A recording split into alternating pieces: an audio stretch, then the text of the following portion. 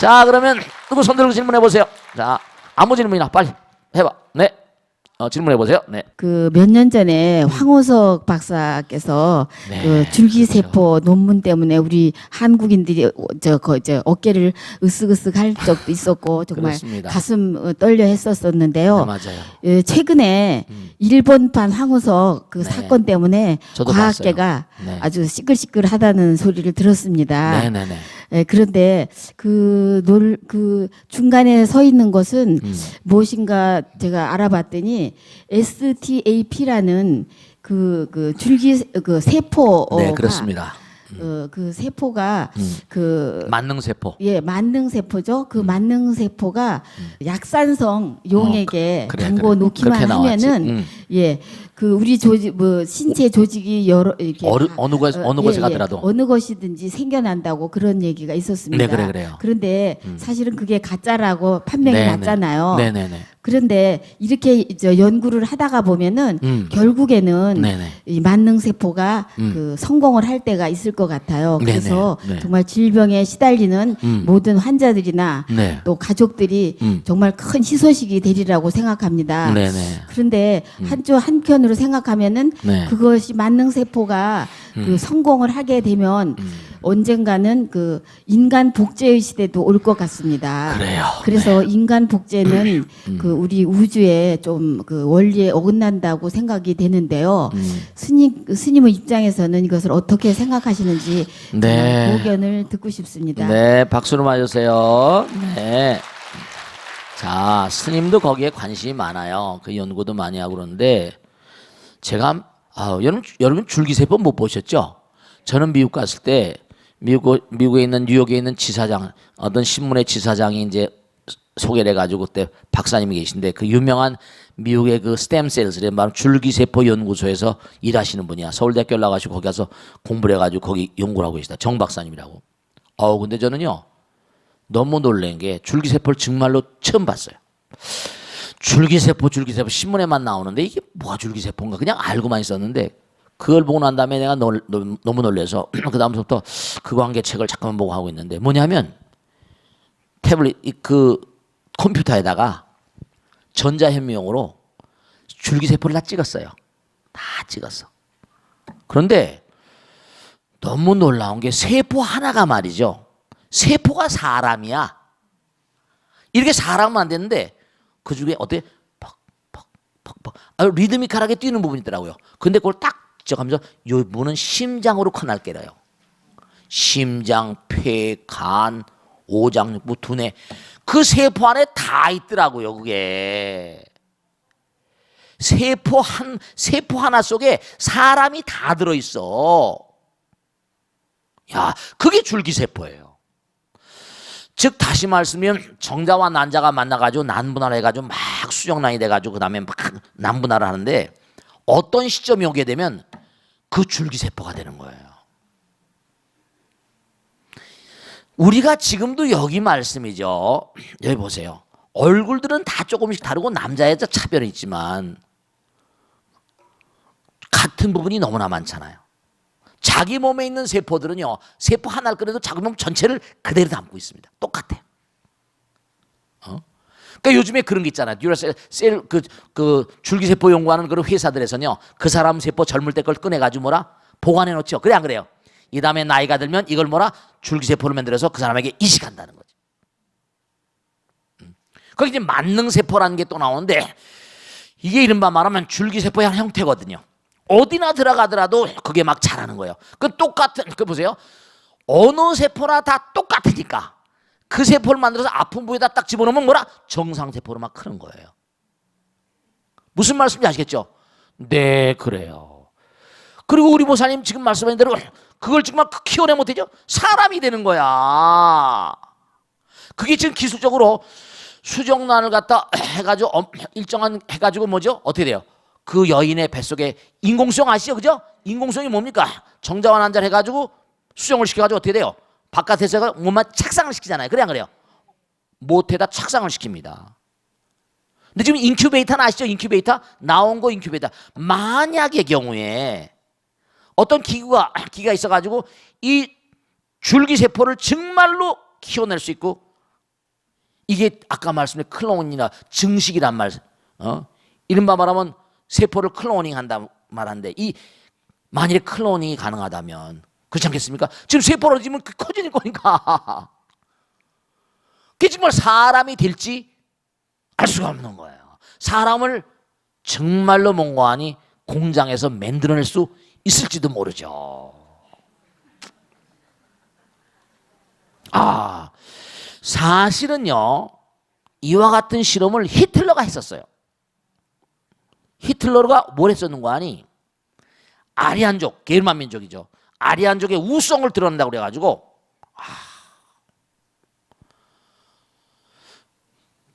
정말로 웃기는 건데, 인간의 힘은 약하잖아요. 근데 강한 힘을 가진 어떤 그런 존재를 좀 만들어 보자 해가지고, 이게 뭐 진짜인지 거짓말인지 흘러다니는 얘기니까.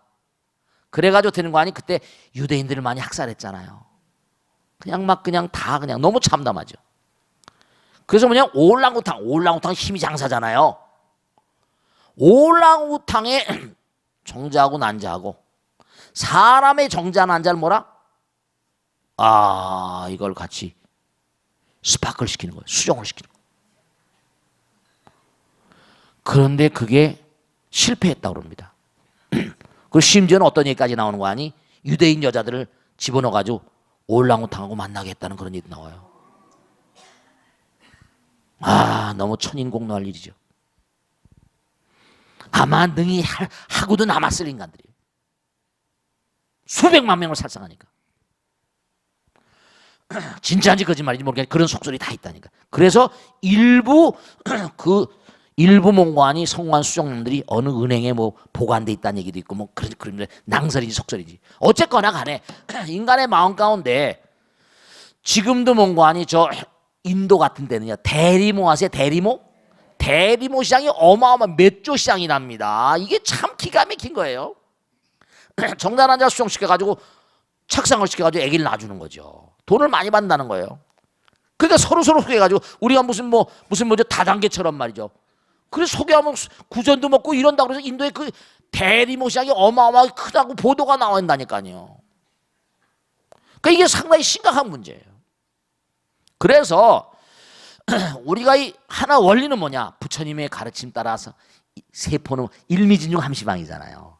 하나 속에 우주가 들어있거든요. 하나가 전체거든요. 하나가 부처님이거든요. 그런 걸 보면 줄기세포라는 걸 이해하실 수 있을 거예요. 여러분의 몸에 있는 세포 하나는 여러분 몸 전체를 대변합니다.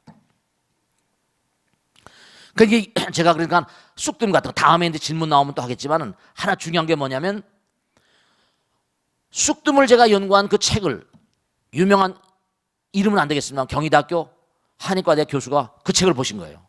나한테 연락이 왔더라고요. 스님 이런 이론을 어디서 아셨습니까? 이렇게 얘기하시더라고요. 제가 쓴 그 한의학 관계 책은 좀 독특해요. 한의사들이 보면 놀랍니다. 저는 뭐냐? 중요한 거예요. 부처님 가르침에 입각해서 내가 했습니다.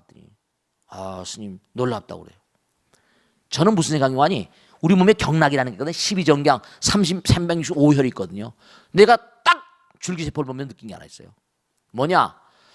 줄기세포가 이 다음에 커서 사람이 되고 똑같이 모든 세포 똑같잖아요. 그럼 거기에 간, 신, 비배신, 오장육부 다 들어있다고요.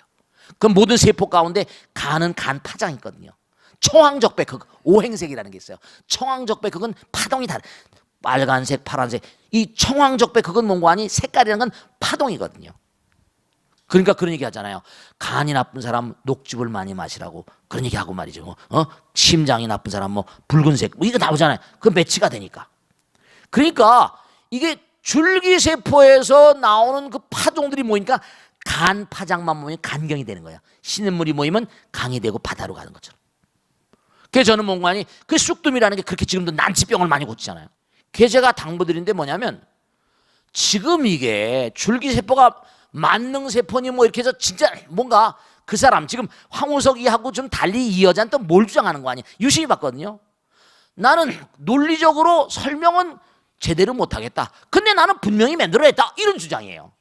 황우석인 자기가 만들었는데 조금 미스는 있었지만 황우석이 비슷한 조직인데 자기는 철회했잖아요. 근데 논문을 철회 안 하면 어떤 결과가 벌어지는 거 아니? 자기가 철회 안 하잖아요. 그럼 자기 만들어냈다고 하니까 논문이 그냥 가니까 다음에 누가 만들어내면 그건 내가 한 거라고 주장하는 거예요. 그러면 그 특허료가 나오고 뭐 나오니까 주장을 철회를 안 하는 거예요. 그게 철회해야지 다음 사람이 하더라도. 근데 분명한 사실이 울고불고 난리치고 하니까 그게 사실 설명하기에 대단히 애매한 측면이 있을 것 같아요. 그게 왜냐면 전혀 지금까지 그런 연구를 한 사람이 있고 최초, 세계 최초 때문에 저런 거 아니에요. 황우석이도, 황우석 박사도 마찬가지 아닙니까? 그 옛날에 세계 최초라고 그러니까 뭐 난리가 났었죠. 그 여자도 세계 최초라니까 또 난리가 난 거야, 만능세포가. 그러니까 이게 세계 최초다 보니까 설명하는 방식상의 문과니 상당히 문과니 어려움이 있지 않겠는가. 나는 그런 생각을 하고 있는 거예요. 황우석 박사 것도 그때 해가지고 난리, 황우석 박사 그러잖아요. 참 안타깝죠. 지금 저는 뭐 그 사람이 잘했다 잘못했다 떠나가지고 그거 황우석 박사 죽는 바람에 한국의 줄기세포는 완전히 뭐라? 참 이게 말이죠. 뭔가 하여간에 설명하기가 뭔가 파고 들어가서 뭔가 이게 뭔가 논문을 써내기가 굉장히 어려운 측면이 있느냐 아니면 날조냐 이건 나도 잘 모르죠. 과학자들도 이게 애매모호하다고 판단하는데 옳다 그러다가 막 지금도 일본에서요 한번 그냥 딱 기사회견하고 나니까 싹 없어졌다는 거예요. 반대 의견이. 아니다 나는 논문을 해가지고 확실히 설명은 못하겠지만 분명히 못하겠지만 난 만들었다 이런 주장이거든. 난 이제 해봐라 그러면. 그러니까 참 이게 문제가 되는 게 아까 질문하신 대로 이게 점점 뭔가 세월이 흐르면 분명히 뭔가 인간의 욕심이 있잖아요. 그렇잖아요. 애기들 만들기도 자 대리 모두 하고 힘드는데 그걸 바깥에서 어떤 시스템을 짜가지고 뭔가니 애기를 만들어낸다고 하면 정자 난자 수박하면 사람을 만들 수 있잖아요. 사람이 제조가 불가능한 게 아니거든. 어떻게 보면. 그러니까 우려할 만한 사건입니다. 그것만 알아두세요. 앞으로 과학이 계속해서 발전해 나가면 이게 정말로 우리 인간이 지금 어떻게 갈지는 예측 불허의 그런 상황이 될 것이라는 게 그냥 제 소견입니다. 아시겠죠? 자, 그럼 이 정도에 두고 다음 질문을 받겠습니다. 네, 질문하세요. 마이크 드리세요. 네. 얼마 전에 20대 미혼모가 해외 입양 보내려던 아들을 네. 다시 데려와서 살다가 아이가 자꾸 칭얼거리고 울으니까 그래요. 막 때렸어요. 그래서 숨이 져버렸어요. 죽었어요. 네. 그래서 이제 그래서 제가 이거는 한번 알아봐야 되겠다 싶어서 그래서 보고서를 보니까 해외 입양된 아이들이 성장 후에는 대부분 현재 삶에 행복함을 느끼고 직업도 전문직이 많았고 연봉도 높게 받는다는 조사를 보았습니다. 그래서 해외에 입양하는 것이 과연 우리 정부에서는 이제 돈을 받고 파는 것이는 인식이 되어 버렸으니까 과연 이제 국내 입양을 이렇게 유도를 하는데요. 그러면 국내 입양보다는 해외 입양을 보내면은 그건 과연 이게 좋은 것인지 되묻게도 되고 아이들이 나가서 잘 성장하는 것을 보면은 그것을 권장해야 되는 것인지 그래서 그게 좀 궁금하더라고요. 그래서 스님께 여쭤봅니다. 네, 박수로 맞으시고 네. 자,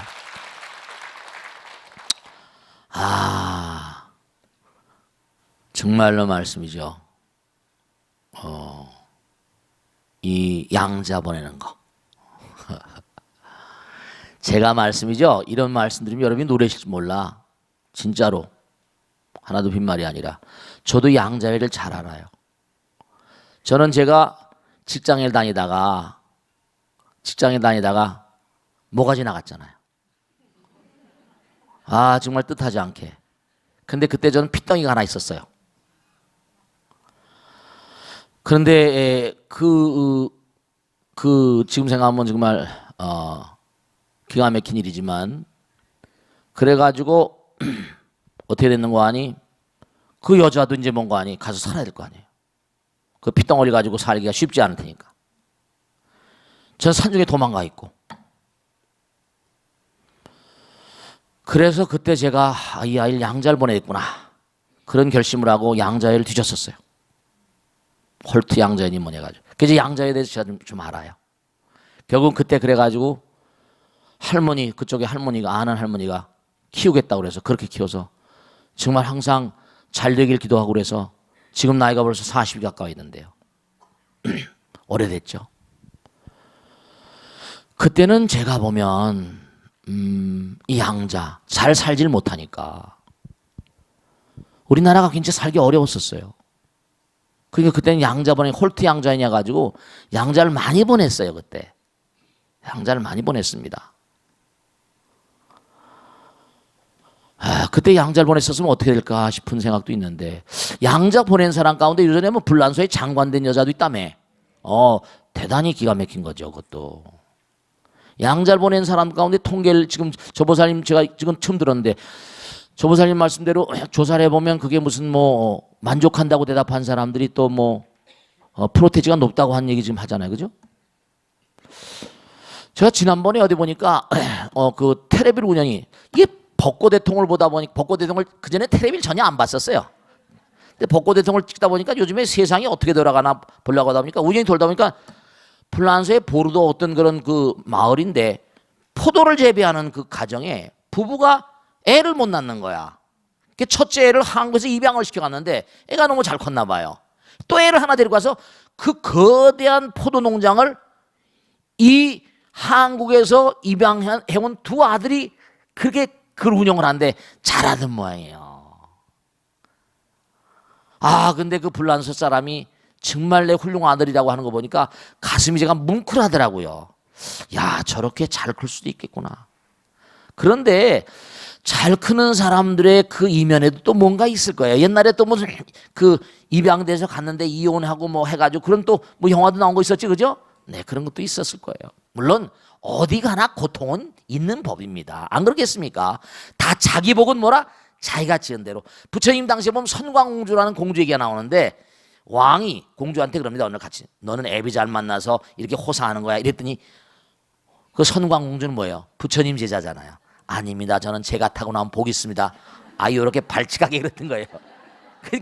그러니까 이 왕이 화딱지가 나잖아요. 그래 요 발칙한 년 같은 이라고 이러는 거죠. 그래가지고 어떻게 왕이 기가 막힌 게 그냥 당장 그 왕도 또 모지른 왕이네. 당장 그 길바닥에 있는 깡통그지를 데리고 그지를 데려서 그냥 내쫓아버린 거예요. 와, 공주가 갑자기 거지가 돼버린 거야. 근데 이제 거지 네 길목에 있는 깡통그지를 데리고 이 여자가 공주가 하려니 하염없이 기가 막히잖아요. 그 물어봤어요. 자네는 당신은 왜 이렇게 거지로 살고 있냐? 그랬더니 뭐냐면 내가 사실은 아버지 당시에 이렇게 좋은 걸 물려받았는데 내가 잘 운영을 못하고 하다 보니까 전부 다 하인들이 도망가 버리고 뭐 어려워가지고 나도 지금 걸식을 하고 있는 중이요. 그럼 옛날에 살던 집으로 한번 가봅시다. 그래서 옛날에 살던 집으로 가서 하나하나 벌써 왕가의 공주 출신이니까 보면 뭔가 알잖아요. 그죠? 쭉 이렇게 하면서 이제 타고난 그런 전생의 복업이 있는지 농사를 짓기 시작하고 하다 보니까 이상하게 옛날 그 창고에 뒤지다 보니까 골동품 나오고 이게 관리를 잘하다 보니 금방 부자가 돼버린 거예요. 그 왕이 가만히 있다 보니까 이거 어디가 살고 있나 궁금할 거 아니야. 딸년이니까. 그래 안 그래요? 자기가 왕이니까 설령 그자고 내보내서도 고생시키고 다시 데려올 수 있잖아요. 그죠? 그래서 이제 딱 이제 신하를 시켜서 어디 가서 뭘 하고 있는지 깡통 거지노릇 하고 있는지 말이야. 가서 조사해 와라 이랬던 거죠. 그래서 가보니까 너무 기가 막히게 왕보다 더 큰 집을 짓고 살아. 그러니 자기가 직접 가서 보고 놀랄 노짜인 거야. 이게 웬일이야? 부처님한테 갔어요. 세존이시 이게 웬일입니까? 워낙 이 전생에 그 두 여자와 남자는 부부간이었다. 근데 항상 그 여자가 부인이 부처님께 공양 올리면 남자가 계속 막았다. 왜 그렇게 나쁜 짓을 하냐? 못된 짓을 하냐? 왜 그렇게 그냥 그런 공양을 하고 그럴 필요는 뭐냐? 막았다. 근데 뭐냐면 항상 비밀리에 몰래 공양을 하다가 어느 날은 부처님과 뭔가 그 제자들을 모시기 위해서 큰 잔치상을 베풀어 놓고 남편을 졸라서 강제로 뭔가 이걸 하자고 했다. 마지못해 그렇게 허락을 했는데 그 여자는 바로 지금의 선광이고 그 남자는 깡통고지다. 그 여자가 그 남자가 계속 부처님께 공양하는 걸 막았기 때문에 공덕이 짧은 것이고 그 여자를 만나야 뭐라? 그 공덕이 이거지는 것이다. 이 공덕이 이거지는 법칙입니다. 여러분들이 전부 다 남편을 위해서 뭔가 다 지어야 돼요. 그래야지 오늘 이거 얘기하려는 거 아니니까. 그래서 땅몽고하니 그 여자는 자기가 전생에 지은 복업이 있으니까 그렇게 산다. 그러니까 입양을 갔다 하더라도 자기가 지은 복이 있으면 아니 스티브 잡스 같은 인간 봐요. 미혼모잖아. 우리나라는 미혼모라니까. 양자로 줬잖아요. 혼자 커가지고. 그러니까 이게 어디를 보내건 간에 제가 보육원 원장을 잘 하는데요. 수십 년 동안 보육원 하면서 몇천 명을 보냈답니다. 근데 자기가 쭉 하면서 보면 온 애들이 전부 다 뭐냐면 범죄자 아들, 딸들, 이혼하는 사람 아들, 딸들, 살인자 아들, 딸들 쭉 오는데 아유 그래도 감사하다고 고맙다고 키워줘서 고맙다고 오는 애들 없습니까? 그랬더니 그 애들은 엄마 아버지하고 차를 타고 가다 교통사고 나서 씨가 있는 거야. 전생에 복업이 있습니다. 얘네들은 낮에 그냥 그 애들이 그냥 밤에 텔레비 보고 막 난장판 버리고는 벌써 일찍 잔대요. 밤에 한두 시에나라도 공부하고. 스님 보육원에 내가 수천 명 애들 키워냈지만 씨가 다릅니다 이래요. 여러분 저 지은 바 복업은 양잘 가거나 어디 가거나 상관이 없다니까. 근데 이제 환경에 문제가 있겠죠. 근데 한국에 있는 것보다 미국 가가지고 어디 외국 가가지고 환경이 좋은데 거기서 자기가 열심히 공부하면 얼마지. 그러니까 그 불란서 장관은 나는 양부모가 내 부모다. 나는 한국에 있는 부모 안 찾겠다 이러잖아요. 똑똑한 것 같아요. 글랑제골이라고 불란서 최고 1%만 되는 대학을 다녔다는 거 아니에요. 엄마를 훌륭하게 만나니까. 그것도 복이지. 그러니까 문제는 뭐냐면은 지금 우리나라가 지금 아이를 안 낳잖아요. 그러니까 옛날에는 아이를 너무 많이 낳잖아. 3남 7녀씩 막 낳잖아. 5남 3녀 막 이렇게. 지금 하나씩밖에 안 낳잖아. 그 애기가 모자라다니까. 그래 안 그래요? 하다못해 모자라니까. 내보내는 게 지금 외국에 지금 노동자들을 불러오는 판이고 여자아이들을 불러오는 판이잖아. 그래 안 그래요? 그 귀중한 아들 딸들을 막 양자를 보내고 하는 것도 나쁘진 않을지는 모르겠지만 또 여긴 사람이 모자라거든. 인구가 지금 점점 줄고 있잖아요. 그 정책이라는 건 그때마다 이렇게 바뀌는 거라고 이해를 하셔야 아시겠죠? 또 어떻게 될지 모르니까. 그러니까 중요한 건 뭔가 하니 자기가 짓는 복은 어디 가지 않는다는 겁니다. 양자가 되든 아니든 간에. 아시겠죠? 씩씩하게 지금 오케이 마이크 드리세요. 마이크 드려봐봐. 마이크 드리세요. 네네.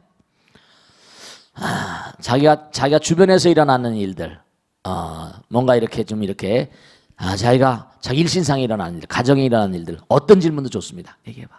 네, 스님 안녕하세요. 네네. 문화입니다. 네네.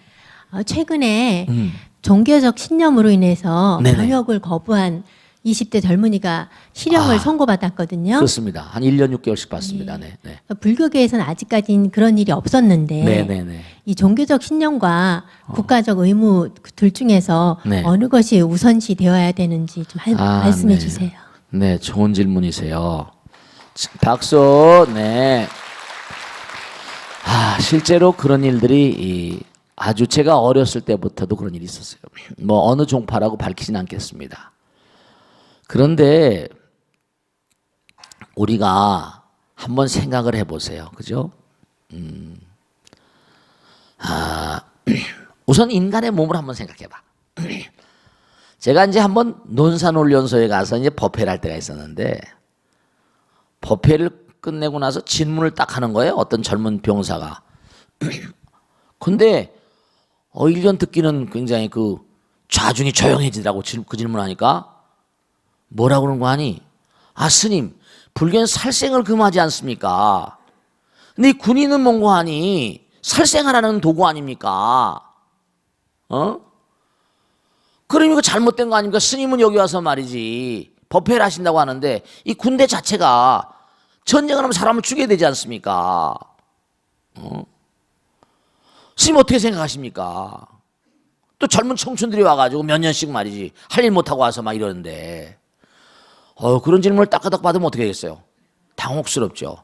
근데 항상 저는 어떤 질문이 나와도 부처님께 도와주시더라고요. 순간 탁 맥히더라니까. 근데 문득 생각나는 게 그래 좋아 네 말도 맞다. 군인은 언제든 전쟁을 해야 되니까 일단 유시하실 때 사람을 살상을 해야지. 그래 그거 맞다. 그런데 한 번 더 생각해보자. 이 우주의 도리가 있는데 우리 몸뚱아리를 한번 생각해볼래 이랬어요. 그 몸뚱아리가 말이야. 너 만약에 병균이 들어오면 어떡하냐. 병균이 들어와서 우리 몸에 항체라거나 면역체가 없으면 너 어떡하냐. 너 면역 결핍증 아냐? 에이즈 바이러스? 에이즈 걸려봐. 그럼 죽는 거야. 면역력이 결핍되는데. 요즘에 우리 현대인들의 큰 문제가 뭐냐? 면역력의 결핍이야. 면역력이 약화되니까 각양각색의 병발주 오는 것. 각양각색 병발주 오는 거거든. 내 빨리 말하려다 보니까 단어가 막 튄다 그니.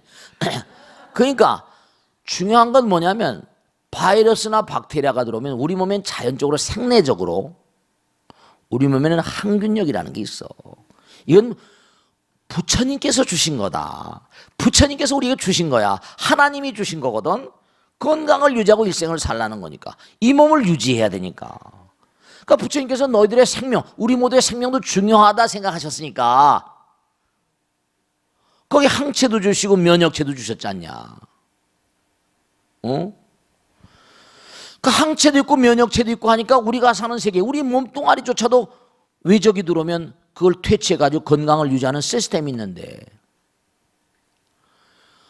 야 우리가 가만히 있는데 외적이 침투 들어오면 니들이 여기서 이렇게 열심히 복무하고 열심히 훈련하고 열심히 뭔고하니 국가의 방위를 해서 국토방위를 해서 노력을 하니까 엄마 아버지들이 말이야 발을 뻗고 자. 너희들 엄마 아버지가 발 뻗고 자는 거야. 나도 너희들 덕분으로 발 뻗고 잔다. 그러니까 우리나라가 이만큼 이렇게 되잖아. 옛날에 조선시대 때 말기에 우리나라가 정말 힘이 없으니까 어땠냐. 일본 친구들이 들어와가지고 완전히 우리나라를 완전히 엉망으로 만들어버렸지 않냐. 힘이 없으니까 당하고 지금도 계속해서 무슨 위안부다 뭐다 해가지고 난리치고 독도다 난리. 그게 다 그 여판이냐. 쓸데없는데 에너지를 지금 쓰고 있지 않냐. 우리 국토는 우리가 지켜야 되지 않냐. 우리 몸은 우리가 지켜야 되고. 그러니까 건강할 때 건강을 지키란 말 들어봤니 못 들어봤니? 이건 자연의 시스템이야. 군인이라는 게 전쟁을 하려고도 있는 것도 분명하지만 군인이 있음으로 해서 전쟁을 뭐라 막는 것도 있단다. 힘이 강하면은 못 쳐들어오는 거야. 힘에 의한 균형이거든. 힘이 약하면 언제든 약육강식하는 게 이 자연계의 법칙이고 이 우리가 사는 이 세상에 뭔가 그런 법 같은 게 있잖아. 우리 인간은 근본적으로 몸속에 부처님께서 제시해 주신 위대한 어떤 면역체계가 있고 어떤 건강을 유지하는 체계가 있거든. 우리나라를 건강하게 유지하려면 너희들이 열심히 와서 군에 복무하지 않으면 우리나라가 어떻게 이게 부지하겠냐. 시시각각으로 너 지금도 모르냐. 북한에서 계속 쳐들어온다고 말이야. 그래 안 그래? 너 어떻게 생각하냐? 그 총 놓고 칼 놓고 있어야 되냐? 어느 나라처럼 강대국은 왜 강대국이냐? 힘이 강하니까 강대국이. 부국 강병이고. 부국 강병이란 말 들어봤냐? 나라가 뭐하고 강병을 가지고 있다고. 그러니까 우리 국민들이 돈 벌어서 피비린내 나게 해가지고 세금을 다 걷어가지고 너희들 먹여 살려주잖아. 머리에 모자도 군복도 구두도 다 국민의 세금이다 이 녀석들아. 총도 없고 사는 게 총칼 뭐 그 무기가 얼마나 비싸냐 그게. 비행기 한 대에 말이야 몇 천억씩 간다. 왜 그러겠냐 왜 그러겠냐. 그 얘기를 했더니 가만히 조용히 있더라고요. 마찬가지로요. 아까 좋은 질문 하셨는데 자 이런 게 있어요. 기독교 어떤 파에는 세상법하고 그 다음에 이른바 말하면 신의 나라, 세상의 나라, 세속의 나라와 신의 나라의 그 법 가운데서 만일에 그 세속의 법과 이 신법, 이른바 말하면 종교적인 법, 이른바 말하면 기독교적인 법에 이게 대치가 올 때는 세속법을 안 따른다는 그런 종파가 있습니다. 그런 종파 때문에 그래. 그런데 그 많은 종파는 아니지만 그들은 그렇게 가지고 뭔가 하니 군대를 안 갑니다. 그리고 감옥에 가서 형을 살아요. 감옥에 생형을 삽니다. 그러니까 이걸 자기 신념, 아니 생각은 누구나 다를 수 있습니다. 그죠? 나의 생각과 너희 생각이 다르다고 해서 그 사람은 나쁘다고 할 수도 없고 자기 신념이 그런데 생각은 누군지 차이가 있을 수 있는 거지. 가타부터 우리가 말할 수가 없는 거예요. 자기가 그렇게 해도 감옥에 가서 몇 년 산다면 할 말 없는 거죠. 그러나 우리가 사는 이 사회는 우리가 또 지켜야 된다니까. 열반경에 보면은 그게 나오는데 단륜기보살이 나오는데 뭐가 나오는 거 아니? 사명당 대사가 말이죠. 일본군이 우리가 외적이지 그 당시에. 외적이 막 임진왜란 때니까 외적이 막 쳐들어오니까 사명당 대사가 그랬다니까. 이 조선반도에 한 놈도 발을 들이지 말라. 스님이 돼서 어떻게 살생을 권유합니까? 둘은 다 없애라고. 살생을 강요하는 거 아닙니까? 네, 중요한 거 말씀드릴게요. 일본 외적이 한국에 들어오면 어떻게 돼요? 한국 사람을 살상하잖아요. 선량한 양민들을 살상하잖아. 그러면 그 사람들의 일본에서 여기 쳐들어와 가지고 살상하는 그 인간들의 업을 더 가만 놔둔 업을 더욱더 조장하는 게 된단 말이에요. 중생의 근기에 통달한 보살들은 살생을 해도 죄가 안 된다고 나와요. 거짓말해도 사람을 살리는 거짓말, 동물들 살리는 거짓말은 그건 거짓말이 아니라는 거예요. 그런 건 용서가 된다는 거예요. 들어와가지고 뭐 사람 죽이면 어떻게 돼요? 양민들 학살하면 그 죄업이 얼마나 크겠어요? 저 보살님 질문하신 대로 만약에 그럴 경우 어떻게 하냐? 불교에서는 뭐라고 말하는 거 아니? 영원과 현실이 같은 거예요. 여기도 중요한 겁니다. 무슨 말씀이 하겠죠? 여기 법은 여기 법대로 따르고 영혼의 법은 영혼의 법대로 두 법이 아니라 하나라니까요. 아시겠죠? 네, 그 정도 하겠습니다. 네, 그 다음 질문 또 받겠습니다. 네, 저기 저 뒤에 보살 계시네. 저기 저 뒤에 있어. 저기 저 뒤에. 네, 네, 씩씩 한번 질문해 보세요. 네네. 네. 전 저기 박지혜성이라고 하는데요. 네. 저희가 지금 천일기도 중이잖아요. 그렇습니다. 네. 그래서 기도를 이렇게 하다 보면은 이제 한 800일이 넘어가니까 약창계 같은 경우도 하다 보면 이제 다 애우잖아요. 그렇습니다. 저희가. 네, 그렇지. 그러니까 머릿속으로는 기도를 하고 있는데 이제 눈으로는 기도를 하고 머릿속으로는 딴 생각을 자꾸 하게 되는 거예요. 그렇게 되죠. 네. 뭐 하루 있었던 일을 생각하든지 뭐 아니면 아이들 생각도 하고 남편 생각도 하고 네. 간혹 테레비 생각도 하고 네, 그렇습니다. 그런 여러 가지 생각을 하게 되니까 그걸 이제 떨쳐버리려고 다시 마음을 잡고 어느 날은 막 제가 보면서 손가락으로 짚어가면서 하기도 하고 하는데 네네. 그래도 잘 안 될 때가 많아요. 그렇지. 집중이. 그럴 때는 어떻게 저희가 기술적으로 집중을 할 수 있는지 궁금하고요. 네. 그리고 또 이제 저희가 독성을 하다 보면 네. 이렇게 큰 소리를 내서 하게 되잖아요. 그렇지. 근데 그거를 꼭 소리를 내서 해야지 되는 건지 아니면 네. 마음속으로만 해도 되는 건지 네. 그런 게 좀 네, 고맙습니다. 박수를 맞으세요. 네. 아주 저런 질문들을 많이 하세요. 스님 기도가 잘 안 됩니다. 마음이 잘 집중이 안 됩니다. 집중이 잘 되면 다 부처님 될게. 여러분의 말씀이죠. 그런 얘기 들어보세요. There is no royal road in learning. 학문에는 왕도가 없다 그랬어요. 또 하나, 로마는 하루아침에 이루어지지 않았다. Rome was not built in a day. 그랬어요. 서양 속담이지만 중요한 건 뭐냐면 그거예요. 이런 말씀이죠. 두뇌는 이게 굉장히 복잡한 회로입니다. 이게 회로예요. 엄청난 회로입니다. 이게 지금 우리가 이 인간의 두뇌를 이렇게 가지고 나온 게 말이죠. 이게 참 그러니까 좀 우리가 좀 진지하게 생각해야 돼요. 왜냐하면 우리는 아까도 말씀드렸잖아요. 한 찰나간에 900생멸 한다고 그랬잖아요. 그래 안 그래요? 이거 유념하셔야 됩니다. 저 보사님 참 좋은 질문 하셨는데 찰나간에도 우리 머릿속에 생각이요 900가지가 흘러다니는 거예요. 찰나간에 900생멸 그러니까 그 생각이 일어났다 번뇌가 그러니까 한 찰나간에 900생멸하고 우리의 생각이 불가사의하다니까 생각을 할 수가 어떻게 가름을 할 수가 없어요. 어디로 튈지 몰라. 무슨 말씀인지 아시겠죠?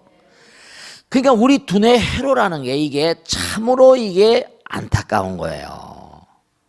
자, 그러면 뭐냐면 한 찰나간에 900생명하니까 이 생각 저 생각 말도 못하게 흘러다닙니다. 이거 여러분 그걸 아셔야 된다. 저보살님만의 고민이 아니세요. 모든 인간들, 아니 이 우주에 존재하는 점점 고차원으로 가면 달라지겠죠. 그러나 그들도 마찬가지고 부처님도 마지막까지 악마와 싸우셨다는 게 번뇌와 싸우신 거예요. 아시겠습니까?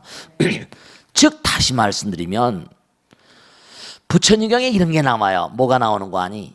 이란의 숲속에, 이란은 난초과의 식물입니다. 그 이란이 뭐냐면 냄새만 맡아도 질식을 해버리고 죽습니다. 열매를 먹으면 즉사해요. 그 이란의 숲속에 들어가면 잘못 들어갔다면 죽는 거예요.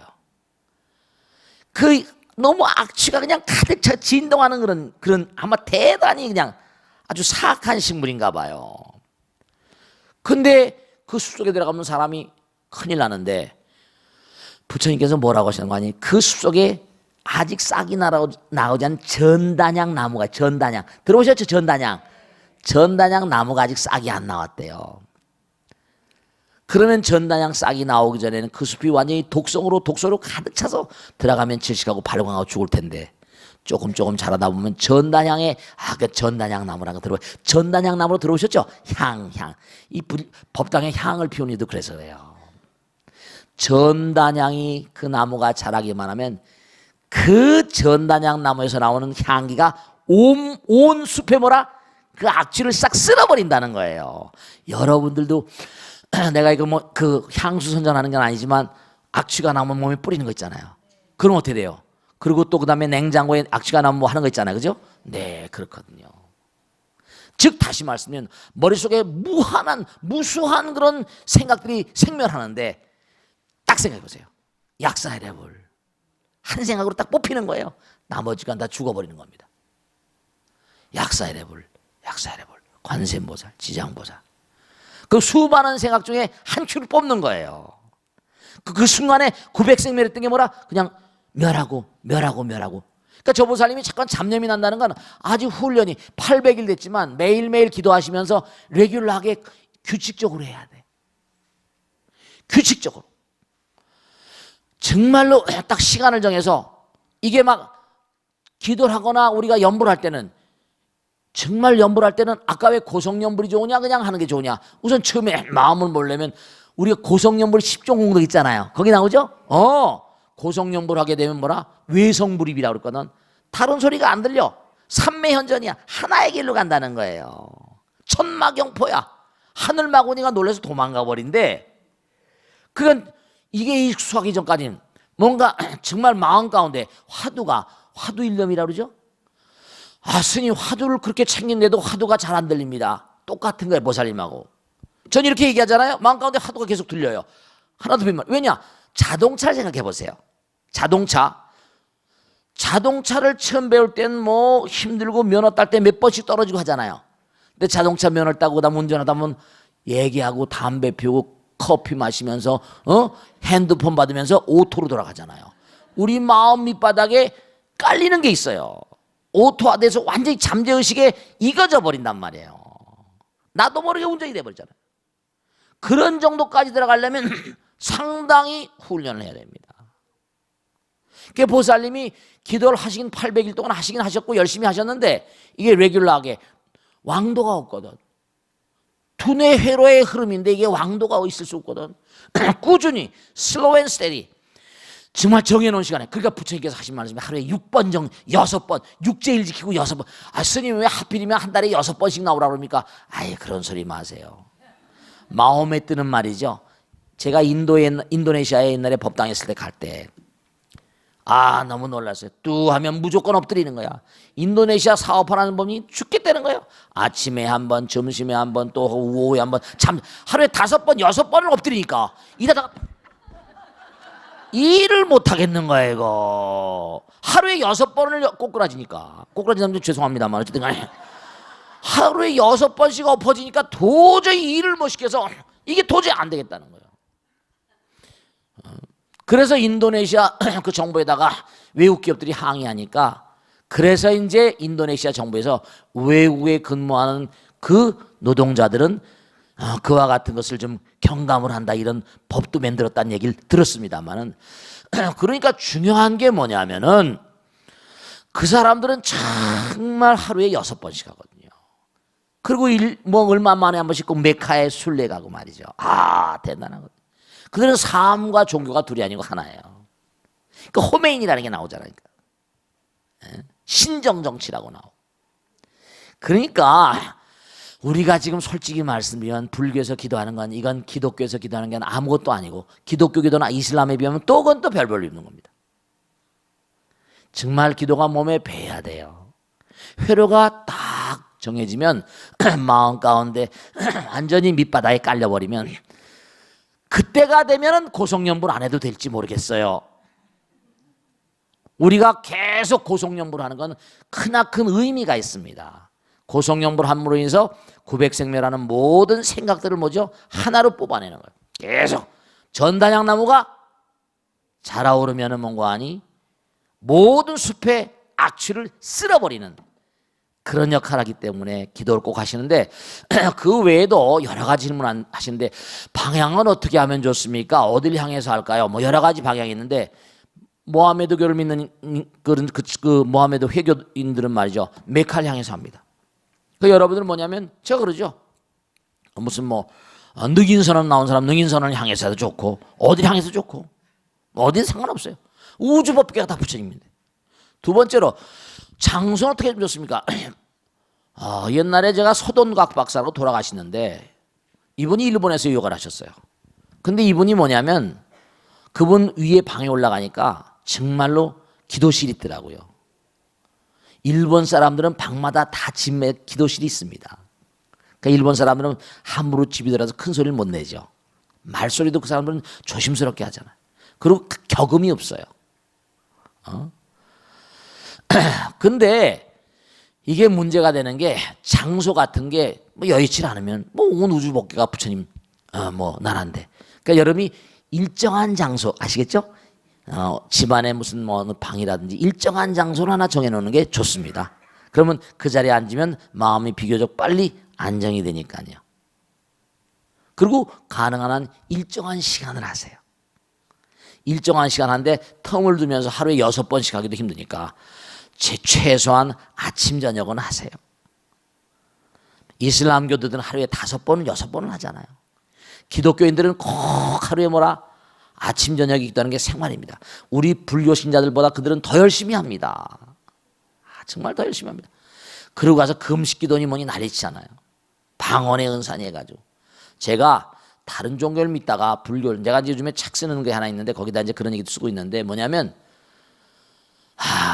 다른 종교에 비하면 우리 불교 신도들은 너무 기도 힘이 약합니다. 스님들도 그렇고 너무 수행력이 있지 않습니다. 물론 훌륭한 스님들 많이 계시지만 여러분 말씀이죠. 목사님들도 신부님들도 정말 그분들이 나름대로 말이죠. 묵상이거나 혹은 또 기도, 옛날에 기도원들이 많았죠. 그들도 뭔가 체험을 해야 되니까 종교에서 신비적인 체험을 빼놓고서는 설명을 할 수 없거든요. 그러니까 우리 불교 신자들이 정말로 기도를 열심히 해야 됩니다. 그래서 제가 기도를 계속 강조하잖아요. 다른 종교에 비해서 우리 불교 신자들은 열심히 기도해야 됩니다. 한 달에 6제 이건 아무것도 아니에요. 다른 종교 믿는 사람 매일같이 가잖아요. 그래 안 그래요? 아까 조보살님 말씀하신 게 왜 그게 잘 모이지 않느냐. 자, 명확히 마지막으로 말씀드릴게요. 우리 인간의 두뇌는 한 번 이렇게 듣잖아요. 3일 내에 한 번 반복해주지 않으면 70% 이상이 날아가 버립니다. 일주일 내에 한 번 반복하지 않으면 완전히 망각의 저편으로 가버려요. 하루에 매일같이 적어도 내가 끊임없이 하나의 세계를 가려면, 통일의 세계를 가려면 이게 끊임없이 해야 된다니까요. 일정한 시간에 일정한 장소에서. 그러니까 방 안에 어떤 방이 집안에 어떤 방이 있다면 거기서 레귤러하게 내가 이땐 딱 시간을 꼭 하겠다. 그리고 정말 아까 1000일 중에서 몇백 일 지금 하고 있는데 꼭 이게 중요한 건 마지막으로 말씀드릴게요. 뭐냐면 온도를 말이죠. 언제가 말씀이죠? 100도씨까지 끓여야 이게 되는 거예요. 그지? 수증기가 돼서 뭔가 소기의 목표를 달성할 수 있잖아요. 100도씨까지 끓여야지 밥을 하든지 뭐 떡을 하든지 뭘 할 거 아닙니까? 반찬하든지. 그 온도가 있잖아요. 그런데 이게 한 95도까지 하면 끓지 않습니다. 밥이 안 돼요. 아시겠습니까? 하다가 중지고탐이 오라 아니함만 못한 게 이게 95도까지 하면 금방 상온이 18도 20도면 금방 뚝 떨어져 버립니다. 60도 50도 40도 금방 떨어져 버려요. 그럼 다시 끓여야 되니까 내가 기도하다가 90일 정도 하다가 멈췄다. 그러면 이 사람 처음부터 다시 시작해야 됩니다. 이게 안 되는 거예요. 꾸준히 슬로우 앤 스테디 하게 돼요. 아시겠죠? 자, 오늘 여기서 모두 끝내겠습니다. 모두 성불하세요. 감사합니다. 마치겠습니다. 오늘 마치겠습니다.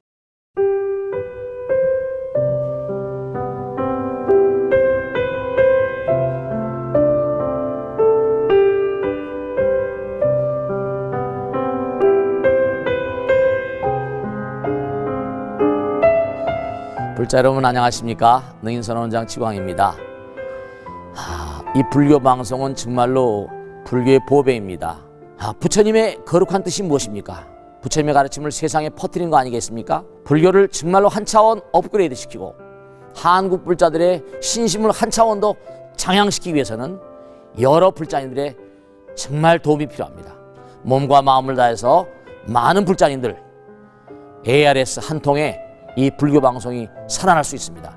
여러분의 관심과 그 다음에 편달이 한국 불교의 새로운 날 그리고 새로운 시대 새로운 차원으로의 도약으로 그렇게 우리 방송 불교를 그렇게 인도할 것이라고 확신합니다. 감사합니다. ARS에 많은 관심 부탁드립니다. 감사드립니다.